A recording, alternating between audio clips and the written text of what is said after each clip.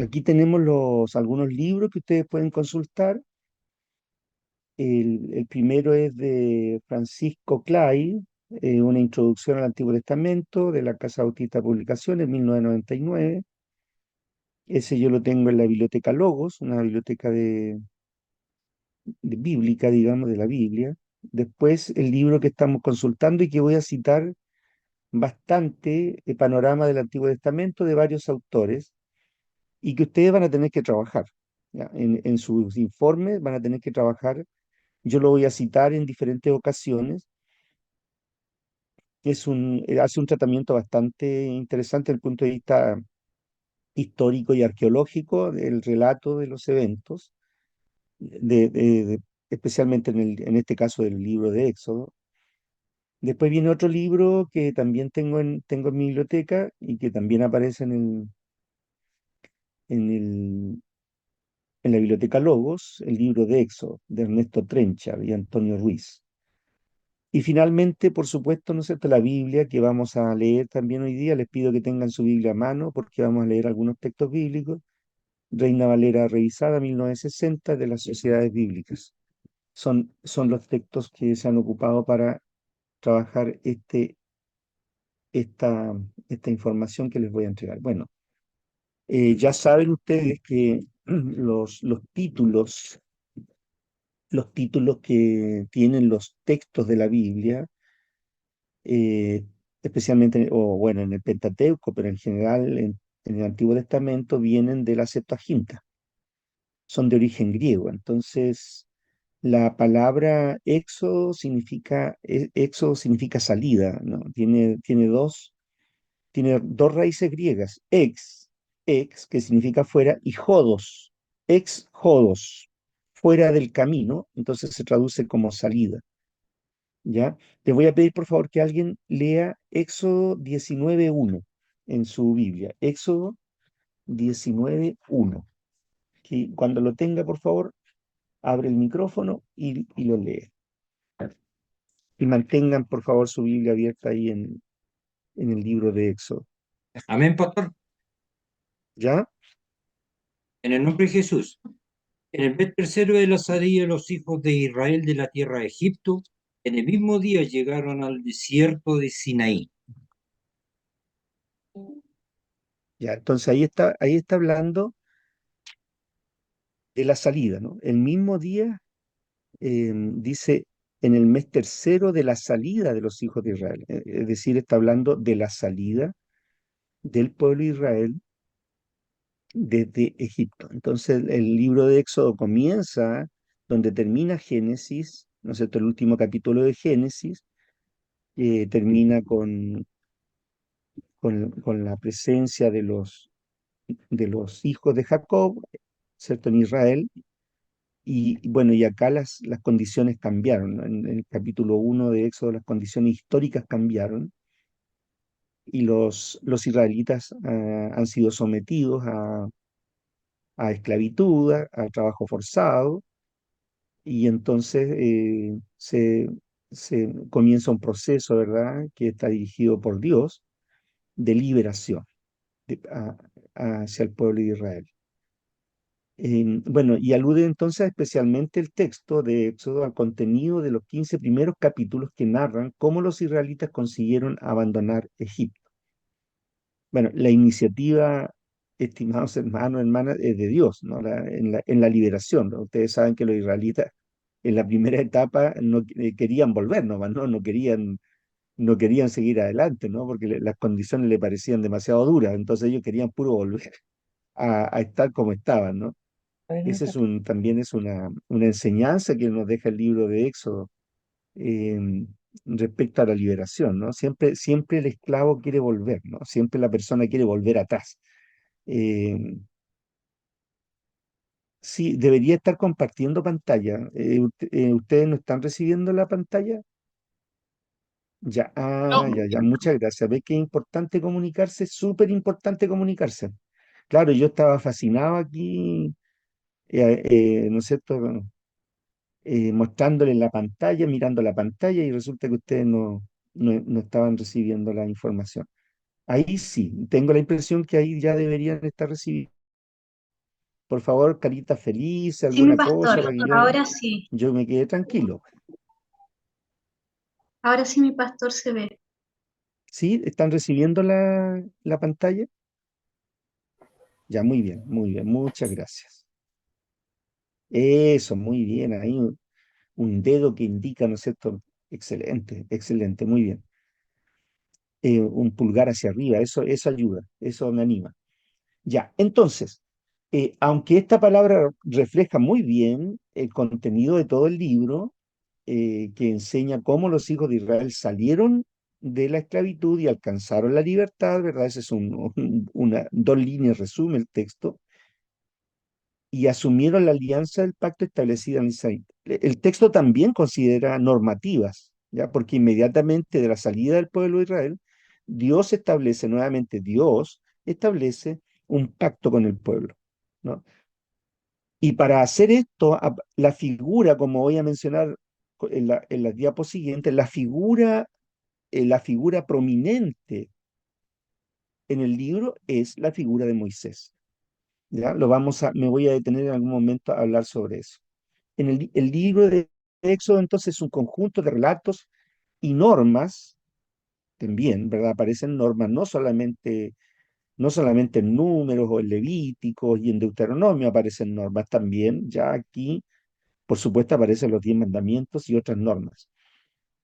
Íntimamente entrelazados que recoge parte de la historia religiosa de Israel. Básicamente es eso, ya no es, y yo creo que ya ustedes, habiéndome escuchado en Génesis, aquí no estaba hablando de un relato histórico, es un relato, ¿no es cierto?, de la historia religiosa del pueblo de Israel.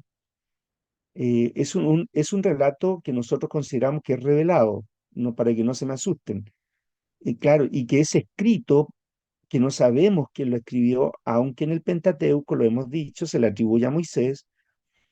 Es un relato que es escrito sobre la base de relatos legendarios, ¿no? De diferentes relatos que habían en el pueblo y que alguien le dio unidad. Por supuesto, se le atribuyen a Moisés por la autoridad de Moisés, por la autoridad que tiene Moisés. Y quizás seguramente en el periodo de Moisés comenzaron a redactarse estos relatos, ¿no? Que fueron finalmente un texto escrito.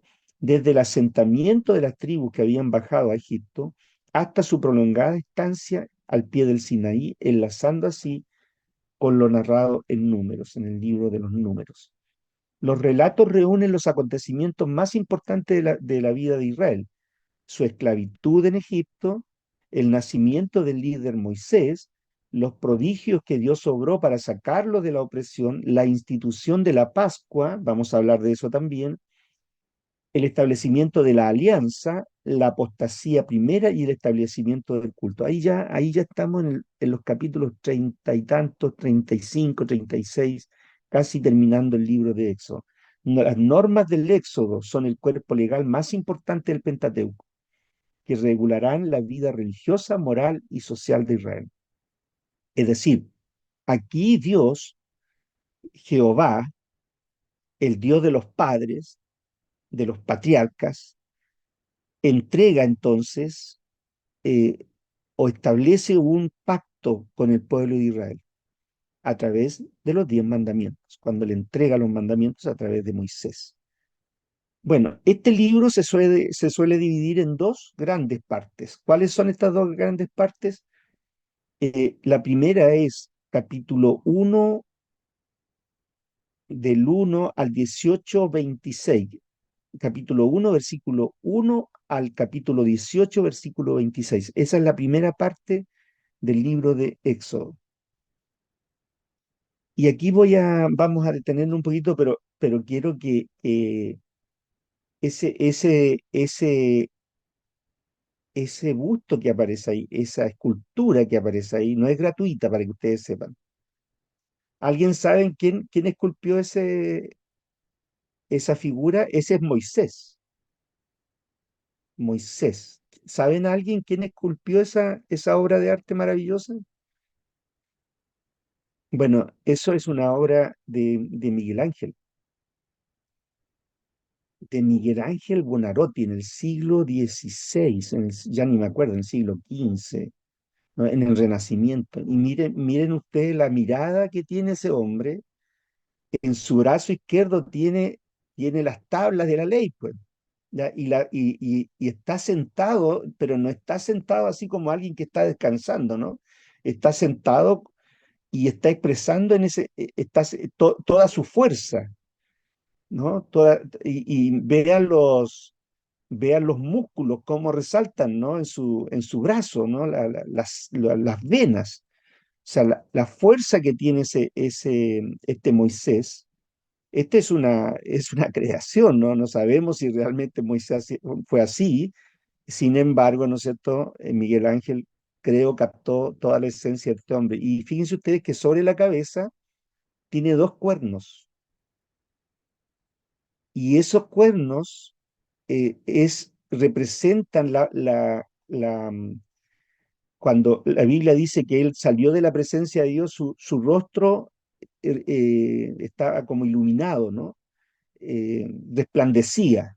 Entonces, como Miguel Ángel leía la Vulgata, ¿no? La Vulgata en latín decía entonces que tenía esa expresión como cornuto, cornuto. Entonces le puso dos cuernos para representar esta presencia de Dios, de Jehová, ¿no es cierto?, en el rostro de Moisés, ¿no? Ahí está entonces este cuerpo escultórico maravilloso de Miguel Ángel, eh, que vale la pena. Así que cuando viajen ¿no es cierto?, a Roma, pasen por favor ahí a la Capilla Sixtina. No me acuerdo exactamente dónde está, pero esto ustedes lo pueden visitar, así que por favor no se olviden de pasar por ahí y visitar este cuerpo escultórico maravilloso de un gran, de un gran, de un gran pintor y escultor renacentista como fue Miguel Ángel. Ahí está entonces, así de potente la figura, y lo voy a mencionar también la figura de Moisés. Bueno, comienza, ¿no es cierto? El relato del texto bíblico comienza hablando de las vejaciones, de la prosperidad por un lado, pero también de cómo fueron siendo sometidos a vejaciones los hebreos, que empezaron a prosperar, ¿no? En Egipto, y rápidamente aparece el relato de Moisés, ¿no? Su nacimiento, como Dios le encomienda la misión de salvar a su pueblo, y cómo designa a Aarón como su portavoz, la entrevista con el faraón para que dejes y el anuncio de las plagas.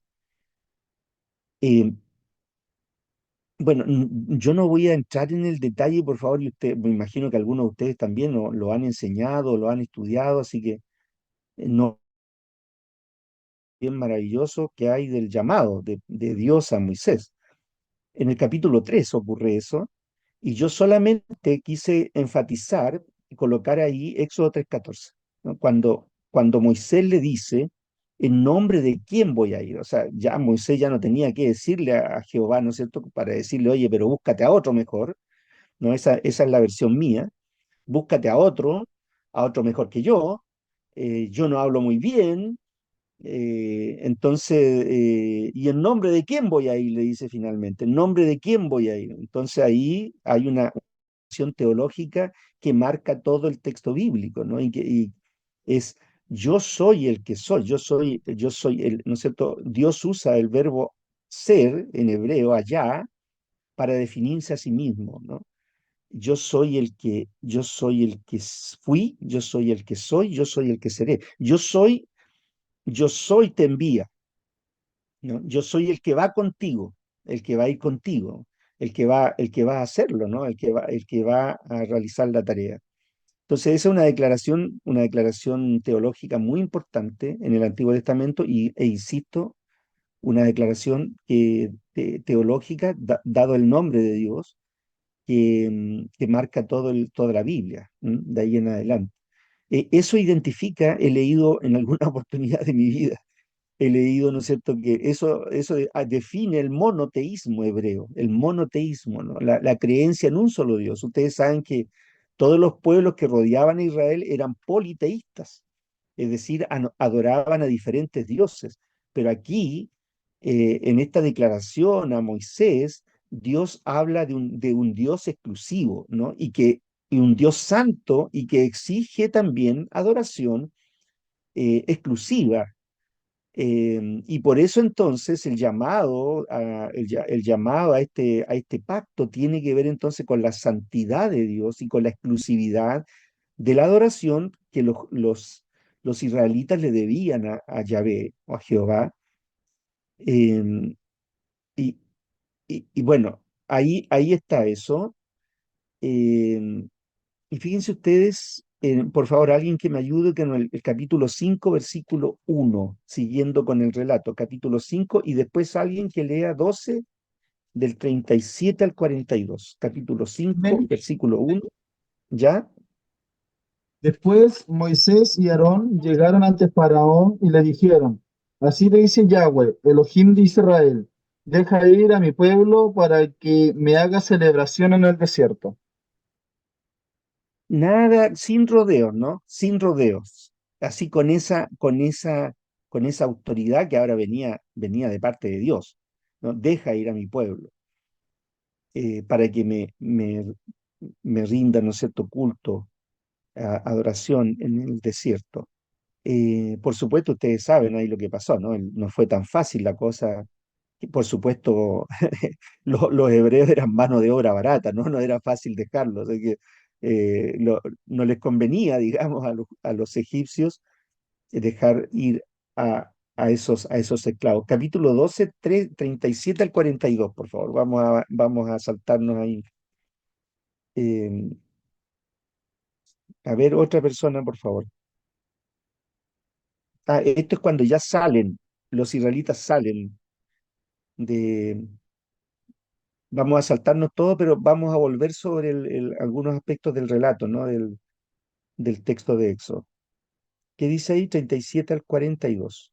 Aquí lo tengo. Muy Partieron bien. los hijos de Israel de Ramasés a Sucot como 600.000 hombres de a pie, sin contar los niños. También subió con ellos grande multitud de toda clase de gentes y ovejas y muchísimo ganado.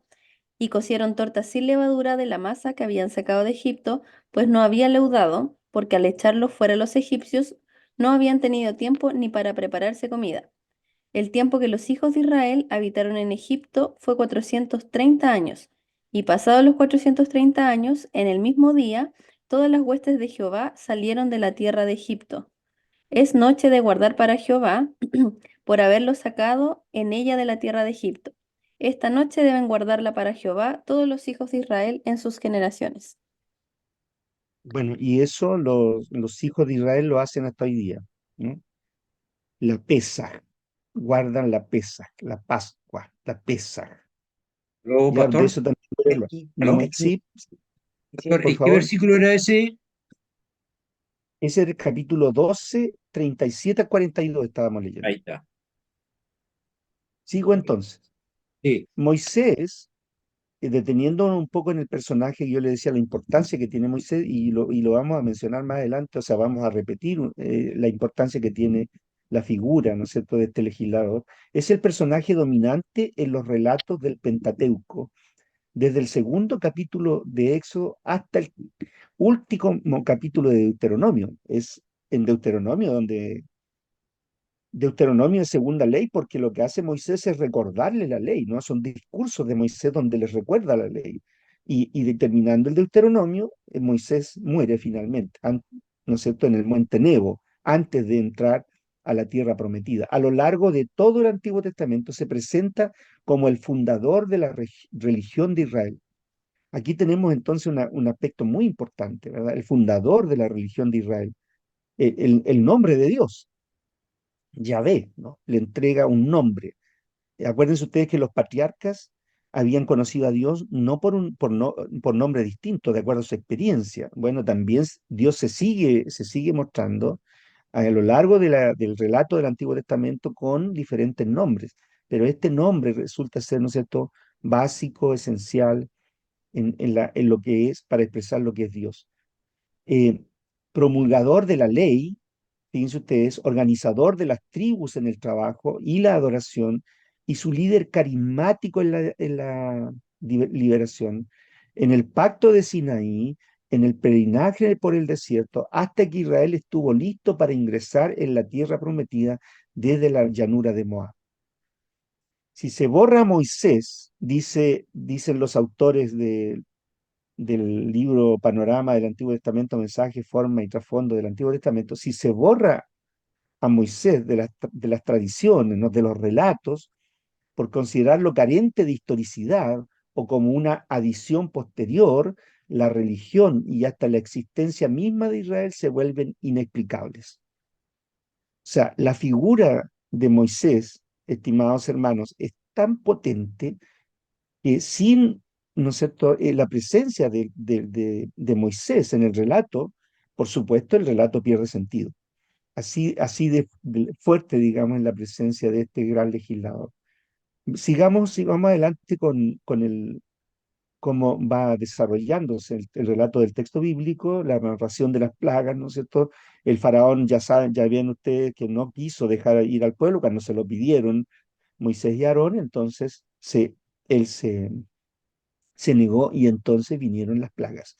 Estaba leyendo el texto que cito y dice que las plagas son parte de la naturaleza, de lo que existe en Egipto, y que lo que hay es una sobredimensión, por ejemplo, de las langostas, de las moscas, de las ranas. No deja de ser milagroso. Lo que hace Dios es usar el medio natural en que se encuentra Egipto, que está en Egipto, para entonces generar estas plagas. No voy a entrar en el detalle porque si no se nos alargaría mucho.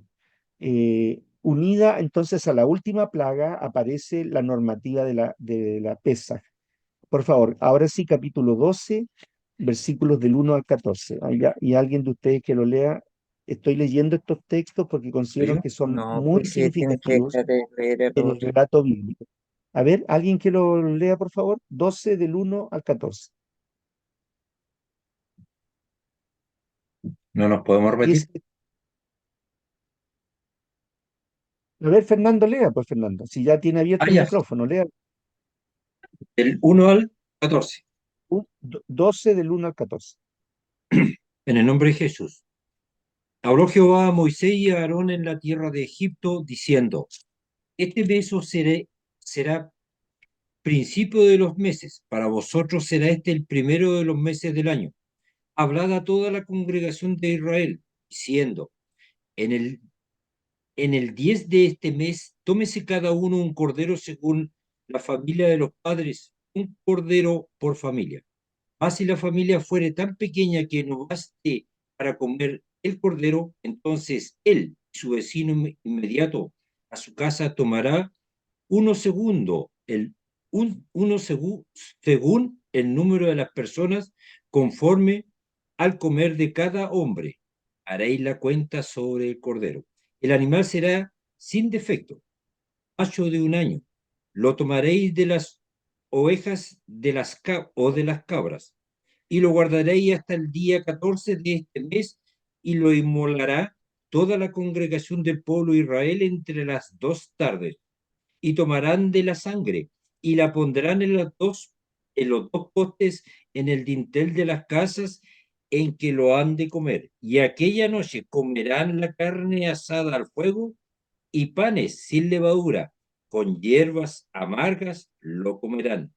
Ninguna cosa comeréis de él cruda, ni cocida en agua, sino asada al fuego, su cabeza con sus pies y sus entrañas.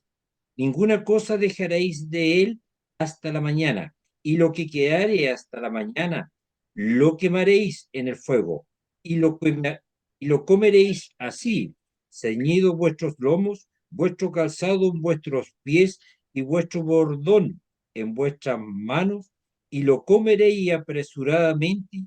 Es la Pascua de Jehová.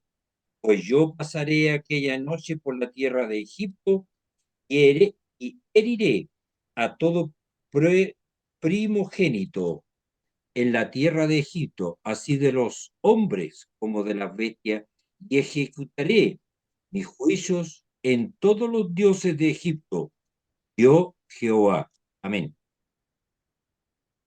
Muy bien, ahí está entonces el establecimiento, ¿no? del Pesaj.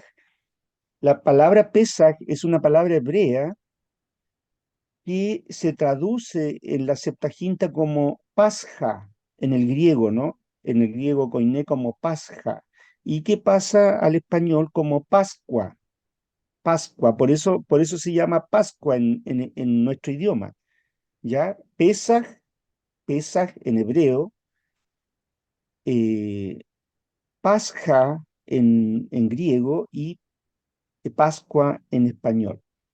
¿Ya? Y bueno, y esto considera, ¿no es cierto?, la orden de Dios de que comieran apresuradamente ese día panes sin levadura y un cordero, ¿ya?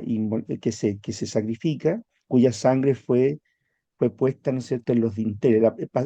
El significado es saltar por encima, ¿no? Porque el ángel de Jehová saltó por encima de los dinteles de los hijos de Israel que habían marcado, ¿no es cierto?, con la sangre habían marcado los dinteles de sus puertas. Em,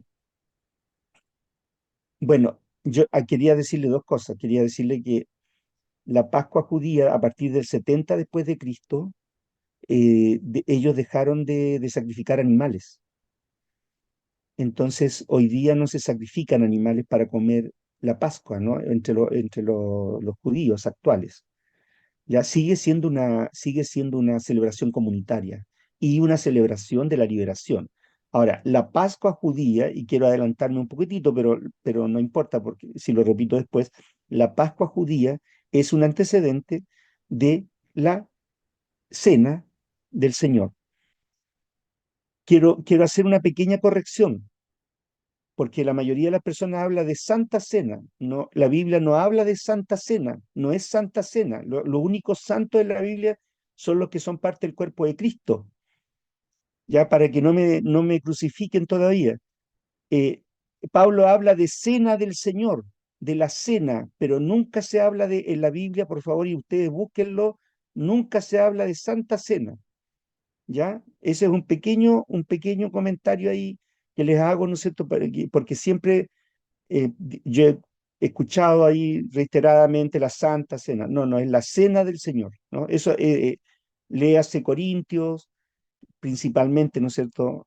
Bueno, y cuando se establece esta cena cristiana, se establece la noche en que Jesús muere o se prepara por morir, ¿no es cierto?, con los discípulos y se toma ahí, él invita a sus discípulos íntimamente a tomar la cena, a compartir la cena, que es la cena judía, la cena judía. O sea, la Eucaristía, una palabra griega que aparece en la Biblia, pero que nosotros no usamos tanto, porque la usa más la Iglesia Católica, ¿no es cierto?, el catolicismo, pero es una palabra de origen, digamos, griego, Eucaristía.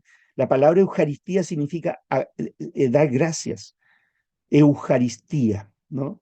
Es el tiempo de la cena es un tiempo de alegría y tiene mucha relación con el Éxodo, tiene mucha relación con el Éxodo, porque de alguna manera, a través del nuevo pacto que estaba estableciendo Jesús, a través de su sangre, dice Pablo en 1 Corintios capítulo 11, el pacto en su sangre, entonces estaba Dios haciendo un pueblo nuevo, fíjense ustedes, estaba liberando un pueblo, ¿no? La eclesía, ¿no? La eclesía, ¿no? Los llamados de afuera para constituir también un nuevo pueblo, ¿no? Está presente en la teología paulina. Y me callo ahí porque me entusiasmo. Bueno, esto todo a raíz de la Pascua. Sobre la Pascua o Pesaj, ¿no? Del hebreo, como les decía. En la Pascua debía sacrificarse, asarse y comerse un animal macho de la majada, ovejas o cabras. Los israelitas debían comerlo ceñido a sus lomos, calzado en los pies y el bordón en la mano, como si fueran a salir, ¿verdad? Porque así pasó en el relato del Éxodo, es decir, listos para viajar de inmediato. Debían poner parte de la sangre en el dintel y en los postes de la puerta para señalar las casas de los israelitas, de modo que Dios pasara de largo y perdonara la vida de sus prójimos. Y por supuesto comían pan sin levadura y hierbas amargas, recordando la alimentación que tenían, ¿no es cierto?, en Egipto. El significado original del término hebreo Pesaj, Pasja, de allí el español Pascua, explica ahí el escritor, lo que recién explicaba yo, se desconoce y es motivo de un amplio debate. O sea, realmente el significado de, yo lo digo así, y los autores también, pero no sé, es difícil ver el origen de esas palabras, se desconoce y es motivo de un amplio debate.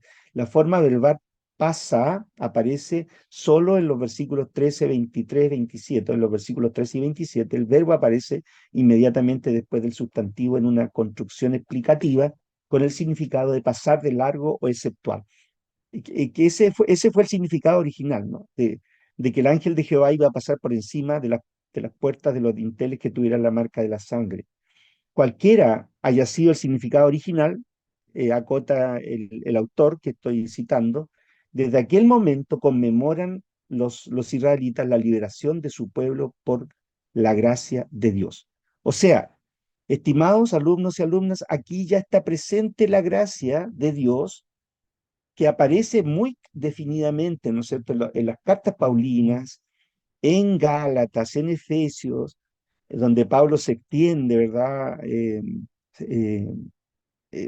Generosamente para hablar de la gracia de Dios. Bueno, ya en el Éxodo los israelitas estaban experimentando algo que seguramente no estaba en el lenguaje, no estaba en el lenguaje de ellos, ¿no? La palabra, la única palabra, la palabra hebrea para hablar de amor, de gracia, de misericordia es Gesed, ¿no? Pero la palabra, en griego está la palabra charis, que significa gracia. Pero el hebreo no tenía una palabra tan clara para hablar de la gracia de Dios. Bueno, la narración entonces es solemne de la salida de Egipto, ya estamos en el capítulo 15, versículo del 1 al 18. El paso del Mar Rojo con la ayuda prodigiosa del Señor, el himno triunfal o canto de María en reconocimiento del Señor.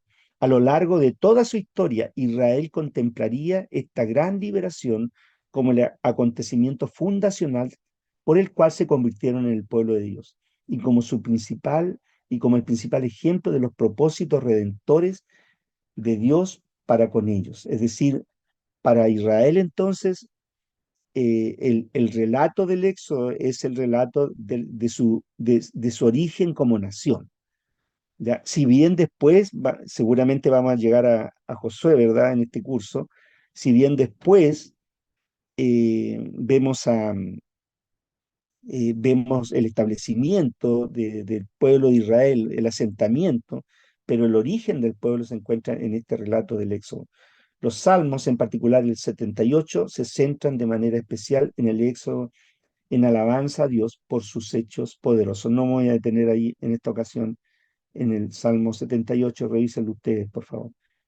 Las primeras etapas por el desierto hasta llegar al Sinaí, ¿no? Las aguas amargas de Mara, 15 del 22 al 25, el prodigio del maná y las codornices, el agua que brota de la roca, 17 del 1 al 7, la primera batalla y victoria sobre los amalecitas y la institución de los jueces.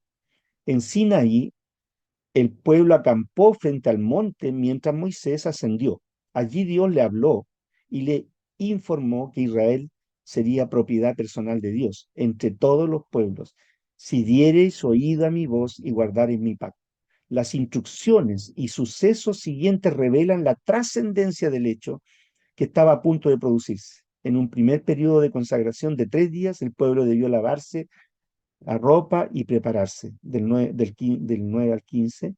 Luego se presentó al pie del monte, versículo 17, mientras Dios se manifestaba con imponente grandeza y majestad. Voy a leer, lo voy a leer yo, 19:5, a ver si ustedes me acompañan. Ahora pues, si diereis oído a mi voz y guardareis mi pacto, vosotros seréis mi especial tesoro sobre todos los pueblos, porque mía es toda la tierra. Y después el 9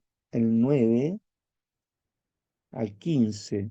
Entonces Jehová dijo a Moisés, he aquí yo vengo a ti en una nube espesa, para que el pueblo oiga mientras yo hablo contigo y también para que te crean para siempre. Y Moisés refirió las palabras al pueblo de Jehová.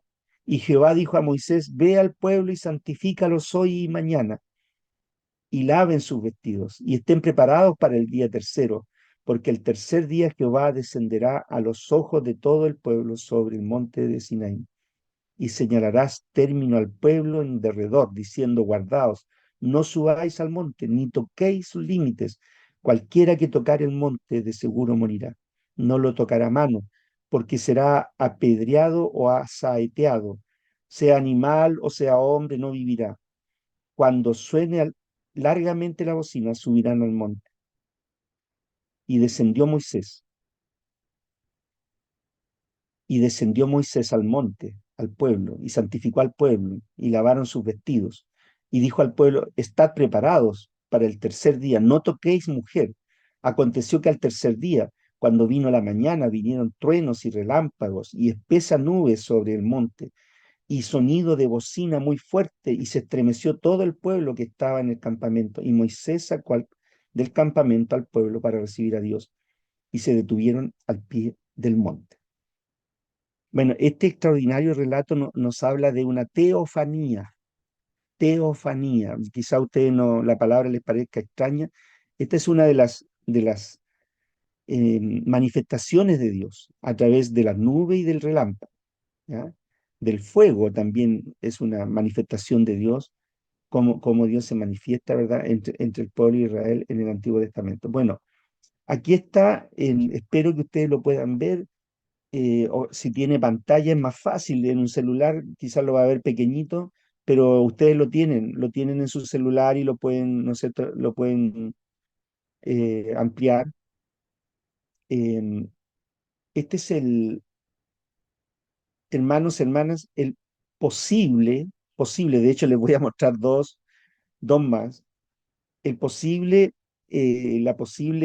trayectoria del viaje que hizo el pueblo de Israel ya desde Egipto, ¿no? Aquí es Cantir o Ramasés, eh, pasando por los lagos, por un lago tuvo que pasar, ¿no es cierto?, la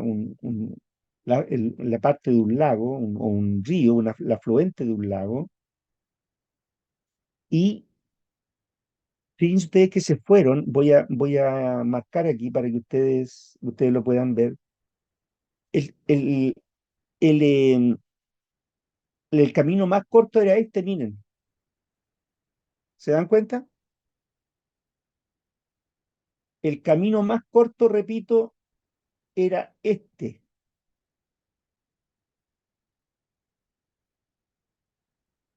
ya el camino de los filisteos. Pero el problema es que si se iban por ahí, los, los egipcios, que lo conocían muy bien ese camino, los iban a alcanzar. Entonces, no hicieron este camino hacia el norte, y aquí también se encontraban los pueblos del mar. Así que si se iban por ese camino, se iban a encontrar también con los pueblos del mar, que eran unos guerreros terribles, que finalmente fueron los filisteos, ¿no? Que tanto problema le dieron, ¿o se acuerdan ustedes? Le dieron hasta David, hasta el reinado de David, estuvieron peleando el pueblo de Israel con los filisteos. Entonces, ¿qué hicieron? Se vinieron hacia el sur, ¿ya? Y acamparon, se detuvieron en el desierto, perdón, sí, en el desierto, pero se detuvieron en el Sinaí. Ahora, fíjense ustedes, si ustedes pueden ver, aquí hay, por lo menos, hay algunos puntos. Ese punto puede ser el monte, esos puntos pueden ser el monte. Ya, incluso algunos lo sitúan aquí, en ese sector. O sea, no hay certeza del lugar geográfico que sea el monte de Sinaí, para que ustedes sepan. Lo más probable es que sea en este sector. ¿Estamos? ¿Me están siguiendo o no? ¿Me están escuchando o no? Sí, profesor. Puede ser que algunos se sientan sorprendidos con lo que estoy diciendo, pero ese es otro cuento. Me interesa que lo entiendan primero, ¿ya? Eh, Como yo les dije eh, certezas históricas y certezas arqueológicas no hay del relato del Éxodo, no lo hay, ¿ya? Porque, claro, imagínense un pueblo nómade que estaba caminando por el desierto, no dejaba vestigios.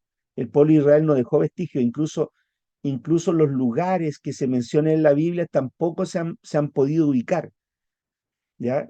Entonces, y fíjense ustedes que el lugar más importante donde Dios le entregó a través de Moisés al pueblo de Israel las tablas de la ley, tampoco hay certeza de cuál haya sido el monte, ¿ya? Hay algunos, usted puede leer, ¿no es cierto?, algunas posibilidades. Hay alguien que afirma y que dice, no, yo creo que este es el monte, claro, usted lo puede hacer. Seguramente algún escritor o algún comentarista bíblico, ¿no es cierto?, más entusiasta puede ser que diga eso, pero en realidad ¿cierto?, es una apuesta que hace la persona que dice, no, acá fue el lugar exacto. No es posible establecer arqueológicamente e históricamente el lugar exacto. Y este este que aparece aquí, que yo le estoy mostrando, es un posible, entonces, suponiendo que está aquí, todo el recorrido hacia el desierto de Sinaí y después, ¿no es cierto?, por la costa. Y aquí nuevamente tenemos dos posibilidades, ¿no? Lo único que sabemos es que Moisés muere aquí, en el Monte Nebo. Ahí está el Monte Nebo y es el lugar previo a la entrada, ¿no es cierto?, a la tierra prometida. Es decir, ellos tenían que pasar el Jordán, el río Jordán, para ir a conquistar. Acuérdense ustedes que según Josué, la primera ciudad que conquistaron fue Jericó, ¿ya? Y ustedes saben el relato de Jericó, así que no voy a entrar en detalles ahí, ¿no es cierto?, del relato de Jericó. Eh, en este lugar, enseguida le voy a dar la mano a Luna, que quiere plantear una pregunta. Quiero antes decir lo siguiente. En el tiempo en que Israel entra a, a Palestina, lo que había eran asentamientos diversos. No había un imperio como pasaba con Egipto, por ejemplo, que era ya tenía toda una historia, Egipto, como imperio o como, ¿no es cierto?, Sumeria, que eran culturas milenarias. Acá no se había logrado establecer un imperio, entonces eran ciudades, incluso uno lo puede ver claramente allí en la conquista, ¿no? En Josué, cuando se relatan la conquista por parte de Josué, se ve que son ciudades, pequeñas ciudades, entre comillas, que están ahí amuralladas, ya tienen murallas, em, y que tienen algún tipo de armas, ¿no? Por ejemplo, los egipcios tenían los carros, ¿no? El éxodo ocurre en el periodo de bronce, entonces ya habían ciertas armas que disponían los ejércitos para combatir. Luna, por favor. Profe pregunta, ¿hay certeza de dónde cruzaron el Mar Rojo los israelitas? ¿Dónde Dios abrió el mar? Es que, ¿sabes qué? Mira, te voy a responder de la siguiente manera. Mira, ojalá que lo puedan ver ustedes, po. Sí, se Acá, ve por ejemplo, acá estos autores te colocan como, te los envían para ese lado, como para el norte, te fijas, pasan por ahí. Pero este otro, que es el libro que yo les estoy citando del panorama del Antiguo Testamento, los hace pasar como por aquí, por Sucot, ¿ya? Y te fijas que hay una línea entrecortada, que sería otra posibilidad. Entonces, Luna, es súper complejo establecer exactamente el lugar. Pareciera ser que fue entre los lagos que aparecen aquí, estos lagos, ¿no es cierto?, que fue cerca de esos lagos donde ellos pasaron en algún sector. eh, Seguramente pudo haber sido ¿no es cierto?, el río y, ¿no es cierto?, lo que fue, ¿no es cierto?, se, se, se, digamos, se vino hacia atrás, ¿no? Incluso como un fenómeno natural y ellos pudieron pasar, ¿ya? Em, espero que no se les mueva la fe con esto, ¿no? Pero muchos de los milagros que aparecen en el Éxodo tienen que ver con fenómenos naturales. Por ejemplo, las langostas son propias de lo que ocurre, o el maná, etcétera, son fenómenos naturales que Dios usó para, ¿cierto?, de una u otra manera, a veces para castigar a los egipcios o para ¿no es cierto?, dar alimento a los israelitas, ¿no? Las codornices, etcétera, ¿ya? No dejan de ser milagros, hermanos, no dejan de ser milagros, pero hay que entender, es como cuando Jesús le dijo a Pedro, anda a pescar. No, pero si hemos pescado toda la noche. Fue a pescar, ¿no es cierto? Fueron a pescar y salieron con las redes llenas de peces. Entonces, claro, el milagro está en la multiplicación, ¿no es cierto?, de la pesca. Bueno, algo así podemos pensar también de los milagros que ocurrieron en el Éxodo. Luna, no sé si te ayudó eso, Sí, me pero pareció insisto, súper interesante porque mm, estaba viendo en los mapas que a lo mejor es posible que quizá hayan cruzado incluso un lago y bueno, y mm. ellos le llamaban así Mar Muerto en ese tiempo. Bueno, cuidado, no es mar muerto, el mar muerto está acá, el mar Perdón, Mar muerto está Rojo, aquí. Mar Rojo. Ah, ya, ya, ya. Sí, sí, sí, me estaba matando el mar. eh, entonces, y bueno, y como pasa con todas las cosas, es difícil saber la ubicación geográfica. Como es agua, no quedaron vestigios, no quedan vestigios del paso del pueblo de Israel enseguida, Pablo, ¿ah? No quedan vestigios, hermano. Entonces, muy difícil saber exactamente por qué lugar cruzaron ellos. Pablo, por favor. Eh, Tienes que abrir. Ahí sí, Voy a bajar la mano. Ahí sí. Eh, yo no sé si fue en este curso, y estoy tomando los 5 cursos de la semana, que yo les compartí un video de un reportaje que, que es súper interesante. Si lo pueden ver, lo vuelvo a ya. recomendar. No está hecho por un cristiano, está hecho por un director de cine famoso que es James Cameron, y ellos con un equipo de científicos postularon una fecha distinta a los acontecimientos del Éxodo, y siguiendo esa línea de tiempo, hay mucha más evidencia disponible del Éxodo. Incluso cuando habla del Mar Rojo, hablan de que la traducción no era la mejor, sino que la traducción correcta sería el Mar de los Juncos. Y ellos ahí buscan el Mar de los Juncos, lo encuentran y explican que incluso la erupción de un volcán en la isla de Santorini pudiese haber provocado todos los fenómenos de los que usted hablaba, que eran fenómenos naturales, pero que Dios los manejó para que ocurrieran en el momento en que Él quería que su pueblo cruzara. Yo dejé el video ahí, se lo recomiendo, lo voy a Muy volver a bien. compartir, pero es Súper. muy bueno, se llama El Éxodo descifrado o decodificado. Es un Muy material muy, bien. muy bueno y lo recomiendo de verdad que lo vean, hermano. Se van a sentir felices después de Gracias, ver que hay gracias, mucha Pablo. evidencia para Sí, compartir. muy bien. Muchas gracias, Pablo. Claro, a ver, en todos estos relatos, hermano, a medida que pasa el tiempo y se tienen otros modelos de explicativos, por supuesto, ¿no es cierto? Nos entregan mayor evidencia. Eh, Esto es lo que yo les puedo compartir ahora.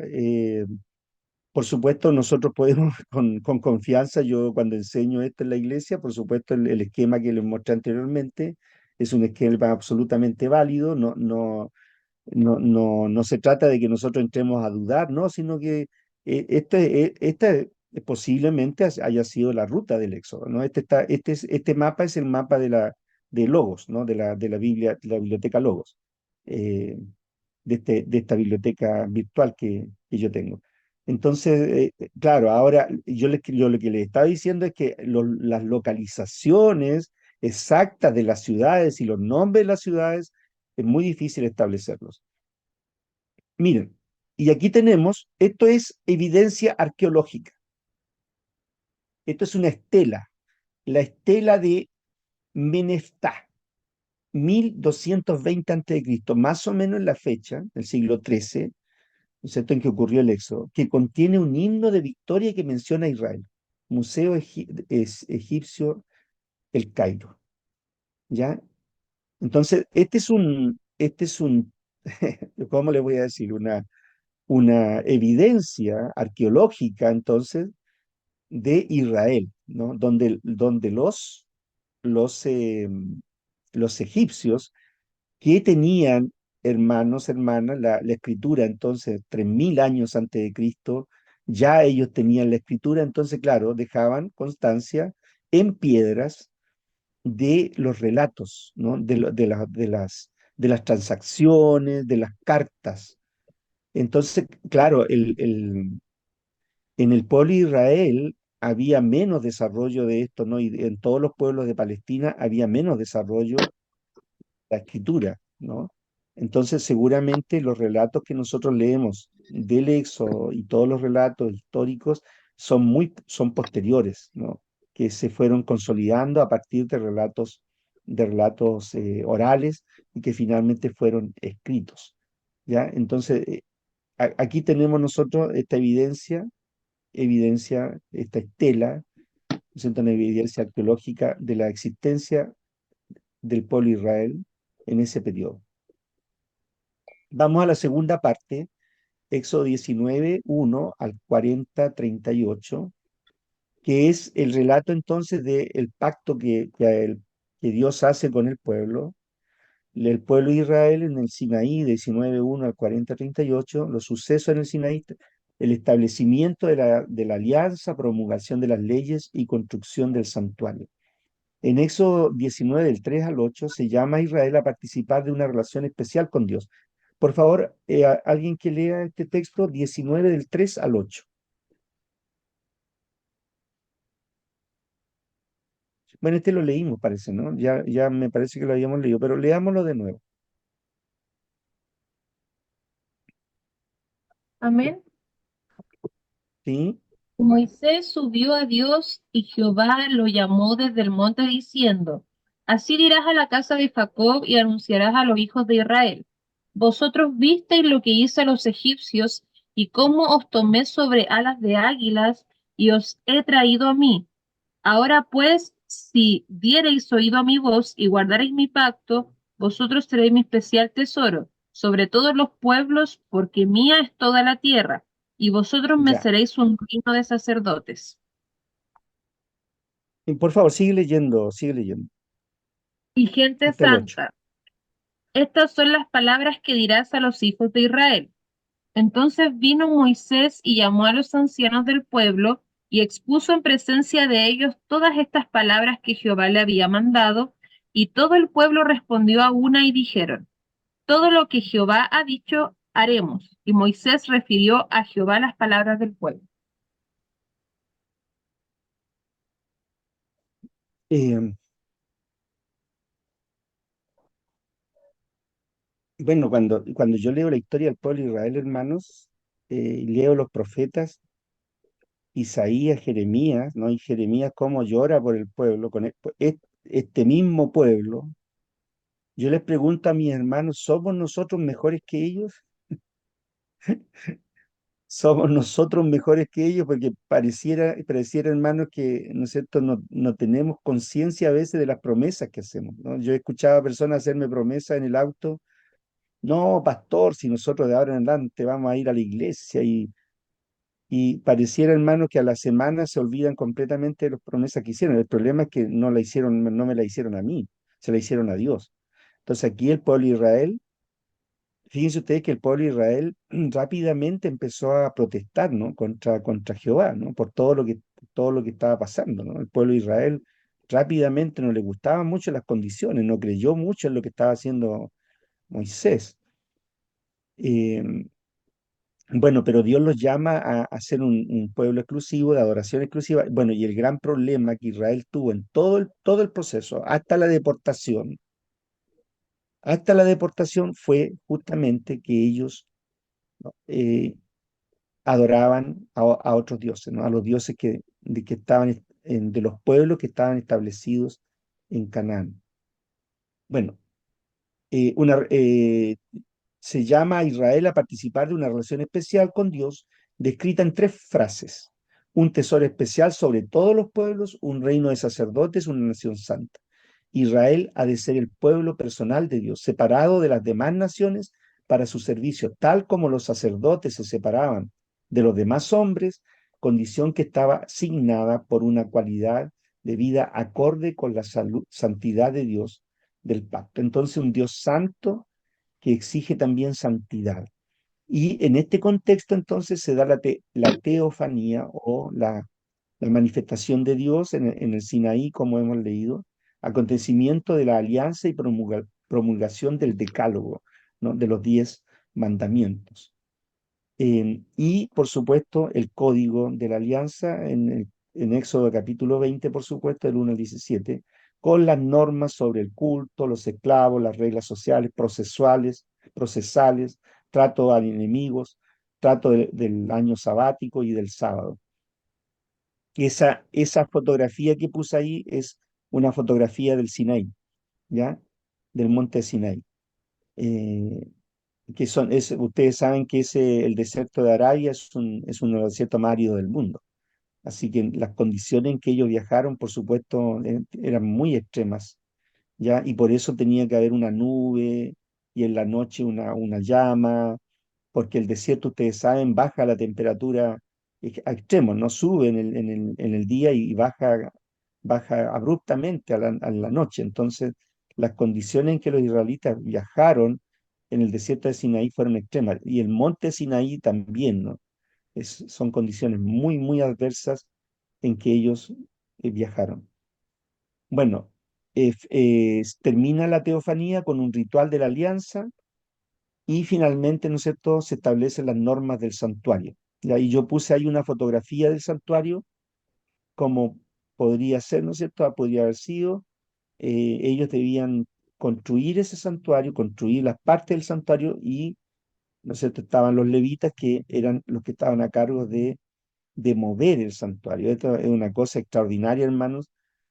O sea, tenían que haber personas que llevaran al hombro, literalmente en algunos casos, ¿no es cierto?, todo lo que significaba esta madera, estos paños, ¿no?, que formaban parte del santuario.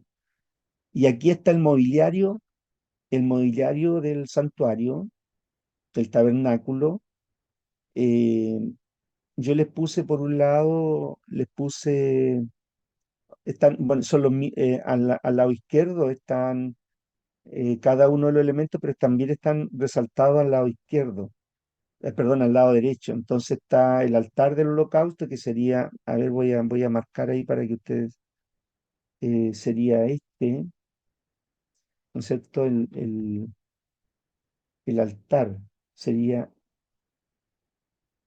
este, que era donde se oficiaban, ¿no? Se, mm, se mataban los animales, se ponían los animales para quemarlos. Después está la fuente donde ellos se lavaban las manos, ¿ya? Acuérdense ustedes que Dios les da exactamente la manera en que cada uno de estos elementos debía ser construido. Después está la mesa de la proposición, ya donde se colocaban los panes, y ahí está la mesa, ¿no es cierto? Y bueno, este es el altar del incienso y esta es la mesa donde están los panes de la proposición, y acá está el candelero de oro, ¿ya? Que es también una representación del pueblo de Israel, digamos, ¿no es cierto?, hasta hoy día. Y también el arca de testimonio, que era un objeto sagrado para los israelitas, simboliza la presencia de Dios y contenía las tablas de la ley. Esta es hasta que, digamos, mientras no tuvieron templo, estos elementos fueron móviles, ¿no? Incluso cuando ya estaban asentados. incluso durante el reino de David hay algunas historias, ¿no es cierto?, acerca de que los pueblos querían sacarle a Israel el arca, ¿no? Porque de alguna manera era símbolo de poder. Hay algunas historias ahí en Samuel o en Reyes que hablan sobre esto, ¿no? Y estos eran los elementos entonces que conformaban el tabernáculo. Bueno, pero también hay un relato de una grave apostasía en el desierto, y también una renovación de la alianza después de la apostasía y finalmente la construcción del santuario, como lo he mostrado recién. El marco histórico, la crónica del Éxodo no es detallada y exacta, por supuesto, es más bien una historia de salvación que narra cómo Dios hizo de los hijos de Jacob el pueblo de Dios, premisa de salvación y con quien establece una alianza y cuida con especial providencia. Estas realidades sobrenaturales se exponen en un lenguaje épico, cultural y teológico. De lo que no cabe duda es que en este libro se narran los hechos fundamentales de la historia del pueblo de Israel. Uno, que los descendientes de los patriarcas sufrieron durante su permanencia en el delta del Nilo una opresión humillante por parte de los egipcios. Dos, que consiguieron huir de modo prodigioso. Tres, que durante su estancia prolongada en las regiones del desierto tomaron conciencia de pueblo con la ayuda de Yahvé, el Señor, al que reconocieron como su Dios único. Y que en este devenir maravilloso destacó Moisés, que los aglutinó y condujo y adoctrinó como pueblo. La fecha del éxodo, eh, les decía yo que es muy difícil establecerla, y estamos hablando aproximadamente entre el 1500 y 1100 antes de Cristo, o sea, en el 1300 aproximadamente. ¿Ya? Esta es la figura de Seti, del faraón Seti, y esta, ¿no es cierto?, es la construcción también del faraón Ramsés III, que sería el faraón que estaba presente en este relato, ¿no es cierto?, del libro de Éxodo. ¿Ya? Aquí aparece, yo sé que no lo van a ver, pero aquí está marcado, la fecha 1313, el éxodo de Egipto. ¿Ya? No, quería yo haberlo ampliado, pero no tengo la herramienta en este momento para haber ampliado esa parte. ¿Ya? Pero no voy a detenerme en eso. No voy a detenerme porque no es tan significativo. La figura de Moisés, entonces, como ya mencionaba anteriormente, hay suficientes datos que confirman su existencia y actividad. Desde una visión de fe, el Éxodo lo presenta a la vez, fíjense ustedes, como caudillo y guía, como profeta, maestro y como prototipo de Israel. Como caudillo y guía, vence la oposición de los mismos israelitas, del faraón y los elementos de la naturaleza. Como caudillo destaca la lucha que mantuvo contra la desconfianza del pueblo. Al fin consigue que le sigan, acepten la alianza con las exigencias que comporta. Como profeta y maestro entrega la doctrina y la moral, esto es la ley, el decálogo moral, el código de la alianza y el código ritual. Pero sobre todo, Moisés es paradigma o prototipo de su pueblo. Su vida es imagen de la vida de Israel. Su nacimiento prodigioso sacado de las aguas prefigura el nacimiento del pueblo a través de las aguas del Mar Rojo. Su infancia, su infancia fácil en la corte de Faraón recuerda los años tranquilos de los israelitas en Egipto. Su huida a Madián recuerda la persecución del pueblo. Así él no es un mero intermediario, sino un representante del pueblo ante Dios. También es figura de Cristo, que asumiendo a la naturaleza humana abrió el camino de salvación a través de las aguas del bautismo. Bueno, y la composición, ¿no es cierto?, literaria de este texto del libro de Éxodo, los hechos básicos del libro de Éxodo se han conservado en la memoria del pueblo que los ha celebrado y cantado en sus fiestas, transmitiéndolos como elemento fundamental de su fe. Parece que como fuentes tuvieron más incidencia la tradición yavista y la sacerdotal. Y si bien las codificaciones normativas existían desde antes, es decir, las leyes, y se transmitieron de forma independiente de aquellas, a pesar de la diversidad de las fuentes, la unidad del libro es notable, ¿ya? O sea, tenemos un libro de Éxodo, ¿no es cierto?, desde el capítulo 1 hasta el último capítulo, que muestra en su redacción, ¿no?, en su desarrollo, una unidad, que es innegable, como dice acá esta diapositiva. Es innegable que el último redactor que tuvo la habilidad de recoger las tradiciones antiguas y engarzarlas hasta conseguir un conjunto armonioso que, sin traicionar los hechos, destacase las verdades teológicas más importantes. Y el contenido doctrinal, todo el libro destaca la grandeza de Dios y la peculiaridad del pueblo de Israel. La elección, la alianza y el culto son los elementos que vertebran la fe y la vida religiosa del pueblo. La elección, la liberación de la esclavitud de Egipto, es el punto obligado de referencia. Es la iniciativa divina solo comparable a la acción creadora. La alianza, pacto bilateral según el cual Dios toma la iniciativa, protegerá con predilección a Israel. Por su parte, el pueblo acogerá al Señor como su único Dios y seguirá sus mandatos. La alianza sinaítica abarca y regula la vida entera del pueblo de Israel, al que eleva a la más alta dignidad, un reino de sacerdote, una nación consagrada. En la plenitud de los tiempos, Jesucristo sellará definitivamente con su sangre la alianza nueva y eterna.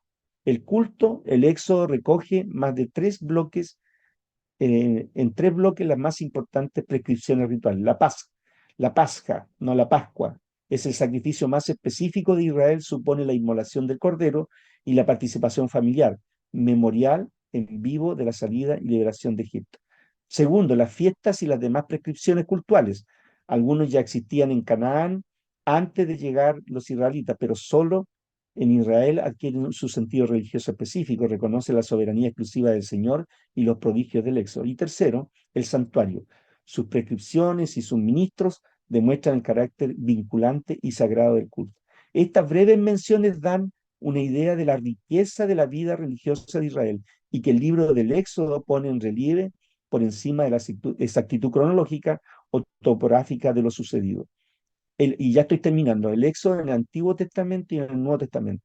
La fórmula de Dios sacó a Israel de Egipto aparecen en el Antiguo Testamento más de 75 veces. El Éxodo es el punto de partida para todo el Antiguo Testamento, alabar la grandeza y el amor misericordioso y de predilección de Dios con Israel. Sobre todo, el Éxodo es el fundamento de la esperanza porque Dios realizó tantos prodigios al sacarlos de Egipto, dispuesto a repetirlos para conseguir una liberación nueva y más duradera. También en el Nuevo Testamento son frecuentes las alusiones al Éxodo. Jesús, como el nuevo Moisés, Cristo pasó 40 días en el desierto, en recuerdo de los 40 años del desierto, y 40 días Moisés en el Sinaí. Las bienaventuranzas fueron formuladas en el monte mismo, lo mismo que la ley de Moisés fue promulgada en el Sinaí. En el monte también tiene lugar la transfiguración. El apóstol Pablo recuerda muchos prodigios del Éxodo como figura de realidades de la nueva economía de Dios, de la salvación, ¿no? El maná es figura de la cena del Señor y roca de la que brota agua es figura de Cristo. La alianza del Sinaí configura la de Cristo con su sangre. Y dice Pablo a los Corintios en 1 Corintios 10:11, todas estas cosas sucedieron como figura y fueron escritas para escarmiento nuestro, ¿no es cierto?, para nuestra enseñanza, para quienes ha llegado la plenitud de los tiempos. O sea, para ustedes que han tenido el privilegio, como dice Pablo, ¿no es cierto?, de que el velo fuera desvelado, el velo fuera corrido, para ustedes que han recibido la revelación de Cristo. Entonces, todas estas cosas, dice Pablo, fueron escritas para su enseñanza.